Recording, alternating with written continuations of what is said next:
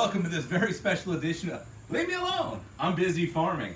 So last episode I said we were doing something right back over there, and it turns out we are doing something back over there. If you want to pan over to right here, that is what we got growing on back there. So we've got some hens. We've got cinnamon queens and barred rocks. They're great egg-laying hens. Now, what we're going to do here is we are going to build today an automatic watering system and feeding system for the chicken coop and run, which will be delivered today. We'll show you that later. Most of these videos, they wait till the end to tell you everything they need. I'm going to do it up front because I love you. I love you guys. So I went to Home Depot, not sponsored. They just happened to be the one that I went to today.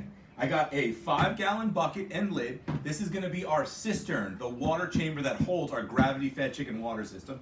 I have one run of Schedule 40 4-inch PVC and two, which is overkill, I don't need that many, two of the 1/2-inch. Now the reason why we have 1/2-inch is on Amazon. Now they sell those at Home Depot too, but these have special threads that match up with these. We have chicken waterer cups, which I'll get a better look at a little bit. And these that screw right in, and these are 1/2-inch PVC pipes. So we've got the fittings, we've got the bucket. Then for we'll stick with the water.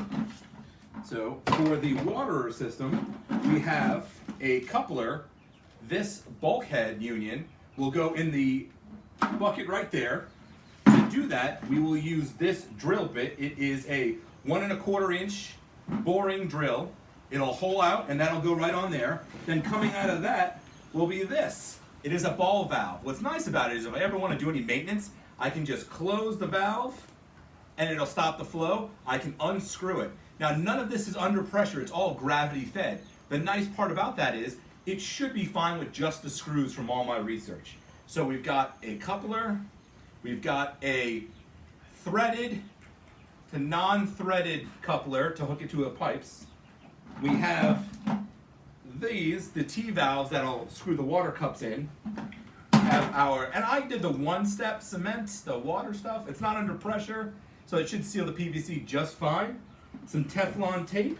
And then last but not least, I did another ball valve and a 90-degree elbow to thread it. And the cool part about this is it'll be my washout. So when I'm not using it, I'll keep it closed and it'll keep that water sealed. But because it's got a 90-degree bend in it, it'll shoot the water when I wash it out away from the chicken coop. All right, first thing we're gonna do is we are going to do the feeder. And I'm gonna do it by cutting down my pipe with a hacksaw. We're gonna cut it down to 4 feet. So that's for the feeder. We're gonna cut it down to 4 feet, and then we use a 45-degree first, then a 90-degree. And what this makes is, I lied, I got these, yep, 45 and 90. And this makes almost like a candy cane. So 45 and 90, and then we have this, which is a downspout adapter, goes in there like this. I cut a 45 angle on that. So it'll go like this, and then boom. It'll automatically feed our food to the chickens with gravity. We'll come back after we have it cut. I'm sure you don't want to watch me hand saw through a piece of PVC. We'll see you then. All right, so step 1 was done. The chicken feeder was done. Only took about 15 minutes. Truthfully, the longest part was unscrewing the cap and reading the directions on the PVC cement. Absolutely a dream to work with. Definitely strong fumes, so if you do it outside. Doesn't hurt to do it in a nice area like this. If you do though, make sure you've got a drop cloth or some cardboard or something like that, else it's gonna stain the hell out of everything. The next step now is the bucket. So my game plan is, I'm gonna take my new tool that I bought. It is a hole dozer. So I'm gonna take my hole dozer and 1 inch up from the bottom, I'm gonna drill for our bulkhead. So the bulkhead will go, it's in 2 pieces, and it's got a waterproof nut, which it's pretty tight right now, so let me unscrew it this way. Lefty loosey, righty tighty. So I'm gonna unscrew it, it's got the nut, one will go on one side, and the other will go on the other side, and it'll go boop right there. And that's what you'll see out of the bottom. It'll be that, and then, whoop, we got a runner. This piece, which is it's called a closed PVC riser. So I'm going to take off the tape here. It's not Teflon tape, it was just the barcode for the cashier. So I don't think you have to put Teflon on there. I'm gonna, because I'd rather be safe than sorry. And for as cheap as Teflon tape is, it just didn't make sense to me not to use it. So I'm gonna Teflon tape it up. I'm gonna screw it in here, and then I'm gonna screw this into here, and then boom, I've got a shutoff valve. So that is pretty cool. And then on the other side, I've got a screw piece that'll get glued into my section of 1/2-inch PVC. Now the beauty part about this is I probably don't need to glue it, but because it's holding water, I'm gonna, just to be safe. But this is gonna be easy to clean. It's gonna have nothing but fresh water in it. It's no stagnant water. And in hot summer days, I can fill that bucket up with ice. Or I've been reading a little bit of Gatorade is actually good for them. And in the winter months to help lay, I was reading that a little bit of cayenne pepper is good for the chickens. We'll see. We're gonna bring you on this journey with us. I'll come back when I've got some progress done on the bucket, so you'll stand here watching me flap my gums. We'll see you then. All right, so here at Leave Me Alone, I'm Busy Farming, I've always said we show our successes and our failures. So I drilled through with that piece of bulkhead. The one recommended to me. I wasn't entirely sure on it. Stick with your gut. That's what I always say. As soon as I did, not even half, just to eyeball it, I barely threaded it. It cross-threaded, stripped out. I couldn't get it off. I had to cut it apart to try and get it. Couldn't do it. So I went to the local hardware store and got a little fitting and another one. This is all 1/2-inch stuff. And this is not the right one. Where's the one that I got from Crowder's? Long story short, let me find the other side of this. Here it is. This is the one I got from Crowder's. So we've got a little one in there, and it's got one of these hose gaskets on it.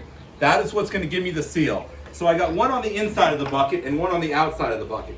So I'm putting this on, and then I'll take it, and I will take my PVC, and I'll squeeze it on there tight.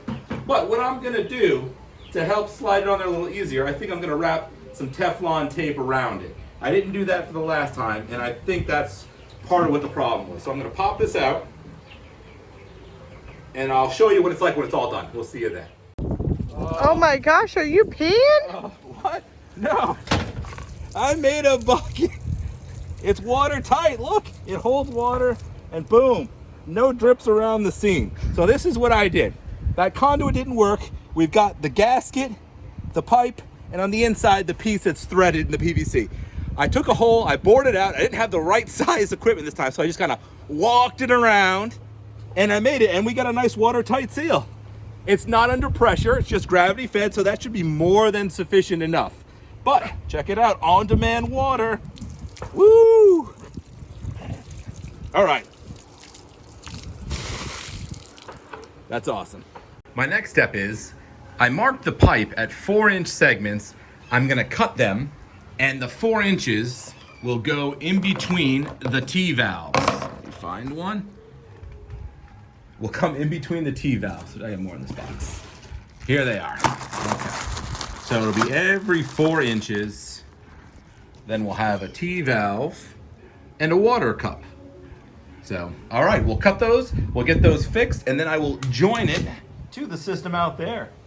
It's coming along nicely. We'll see you after I have all the water cups assembled. All right, I thought I'd show you mid-cut. So I'm using these PVC cutters, and you just kind of squeeze, you lift up, and the thing clicks on, and you squeeze again, and squeeze, and then boom. So that's how they cut. All right, we'll come back when the rest are done. Here's a pro tip that I thought of to help maintain alignment. So once you get your stuff nice and lined up, what you want to do is take a magic marker, sorry for the earthquake there, take a magic marker and just mark a straight line. So that way when you glue it, you know that maintains your true line, so all your cups are level. Just thought of that. Like I said, I have a rough idea of what I'm doing, making the rest up as I go, sharing my mistakes as I learn. All right, we'll see you then. It's all glued together. All of my black lines lined up, some of them pushed inside, which is fine. But on the whole, I think that's a great looking fitting. All right, we'll come back when the waterer cups are on there. So my waterer cup assembly and my washout valve are all secured and glued on. This will go, those little nipples there, those nubs will go through the hardware fabric, and then the waterer cups will screw in on the other side, and the nub resting on the 1/4 inch hardware cloth plus this flat back area resting against, that's what will secure our cups and our cup assembly. Plus, I've got some wire ties that I'll have to secure this all up a little bit better. But we'll put it together outside and we'll show you what it looks like. And as soon as it's set, it takes about 2 hours to dry. We'll go ahead and fire it up and give her a test run. Super cool. All right, I'm out here. I've got all the pieces assembled now. So I'll do a quick rundown. I actually cut that pipe down because I had to remember, despite what in my head, how tall I think I am, I'm only 5'7". So I cut that way too tall. I had to get a step ladder, and that was kind of embarrassing. I get a step ladder every time I feed my chickens. So, but as you can see, we'll go down the system. There's the washout right here. I've got it channeled away, sloping with the downhill. Then we come over here. Those three will go through the 1/4 inch hardware fabric and rest on the metal wire. The waterer cups will screw in, and that will support it. Plus I'm gonna wire tie around it, but it goes at a slight slope and then boom, right into the bucket. So that's pretty much it. On the whole, other than the screw up and having to run back to the hardware store, this maybe tops. And this is somebody like me who has never done PVC glue or pipe or anything. I've never done this before. This took maybe total an hour to an hour and a half. It's on cinder blocks temporarily. Once the coop gets here, in about another hour and a half, 2 hours tops, we will secure it, we'll hook it up, and we'll give it a test. We'll all be there together. It's gonna be super awesome. I think the girls are gonna like it out here. Tonight will be their first night, so it'll be really interesting. And then I don't know about you, but whoop, that's how I'm gonna finish my day off, because it is hot. 92 degrees. 92 degrees, hot. Someone's excited, that's what that is. The neighborhood's cheering for leave me alone, I'm busy farming. We'll come back when we secure it to the chicken coop and run. We'll see you then. Good morning and welcome to an exciting edition of Leave Me Alone, I'm Busy Farming. So, we're gonna wrap up the video that I started. This was yesterday now. The coop was delivered at 2 o'clock in the morning. Huge shout out to Country Coops. This thing is absolutely amazing. Super beautiful, put together well. So, you can kind of see better now how the pipe goes. So I knew from Sherry over at Country Coops that the hen house sat 17 inches up. So that's why I have it on a cinder block. That puts it at the perfect height. It's going around underneath. And then I cut using pliers, snips, I mean, just one little square, and I'm gonna thread these through. So once they're all threaded through, the water system will be done. We'll cut another hole for that and we'll put that right through. All right, I'll show you what it's like when we're there. Okay, so the cistern is filled with water. I don't see any leaks. It's maintaining its height with no drips. The ball valve is closed. We're gonna open this ball valve. And there we go. We got it coming out of the other open ball valve for the flush out, to flush it all out. That is pretty darn nifty. So the cups are screwed in upside down right now because I didn't want them to retain the water from the initial flush out. And as you can see, the water flushes out away from the coop. So yeah, but I've been working on it. It's about supposed to rain this morning. So I've been trying to beat the rain to get the girls out here. Again, absolutely a beautiful coop, built incredibly well by Country Coops. I'm gonna do a whole video review on this coop. But I mean, look at this. This is pressure treat 1x3 or 1x2 over a 2x4. sandwiching the hardware cloth. So this hardware cloth is supported from inside and outside. Absolutely amazing. After that flushes, we'll go ahead and fill it up with water again and move the girls out here. All right, we'll see you then. Okay, this will wrap up this video of Leave Me Alone, I'm Busy Farming. As you can see, the chicken water cups are over there. See if I can focus on them. No, well, a little out of focus, but they're there.